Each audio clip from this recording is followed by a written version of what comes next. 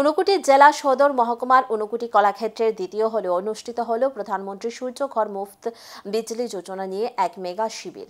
ত্রিপুরার রাজ্য বিদ্যুৎ নিগমের আয়োজিত এই শিবিরে উপস্থিত ছিলেন বিদ্যুৎ মন্ত্রী রতনলাল নাথ, 53 নম্বর বিধানসভার বিধায়ক বীরজিৎ সিনহা, গৌরনগর পঞ্চায়েত সমিতির চেয়ারম্যান লক্ষ্মী নমো, ভাইস চেয়ারম্যান বদরুজ্জামান, ঊনকোটি পৌর পরিষদের চেয়ারপারসন চপলারানী দেবরায়, টিএসইসিএল এর ম্যানেজিং ডিরেক্টর বিশ্বজিৎ বসু সহ অনেকে।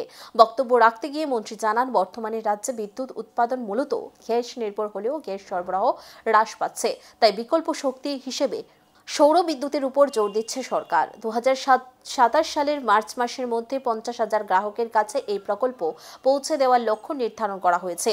সৌর সিস্টেম স্থাপনে সরকারি ভর্তুকি সর্বোচ্চ 85,000 টাকা পর্যন্ত হবে। ইতিমধ্যে 13,536 জন ভোক্তা নাম নথিভুক্ত করেছেন এবং 226টি সৌর প্যানেল স্থাপনও সম্পন্ন হয়েছে বলে জানান বিদ্যুৎ মন্ত্রী রতনলাল নাথ।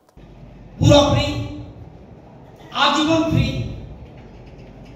25 বছর আপনার গ্যারান্টি। যারা লাগাবে 5 বছর পর্যন্ত তারা মেইনটেনেন্স দায়িত্ব, কন্ট্রাক্ট তাদের সাথে এগ্রিমেন্ট যে তারা 5 বছর পর্যন্ত আপনার টুকটাক ভুল হলে তারা দেখবে। যেমন আমি লাগিয়েছি 6-7 বছর আমার কিচ্ছু হচ্ছে না, অসুবিধা নেই, হতে পারে টেকনিক্যাল ব্যাপার। আমরা গাড়ি চালালে গাড়িও তো আপনার প্রবলেম হয়। সুতরাং এটা একটা বিরাট ভালো জিনিস, একবার লাগাতে হবে না। আমি তো গরিব, আমি কেমনে লাগাবো? ব্যাংক আপনার কি অসুবিধা?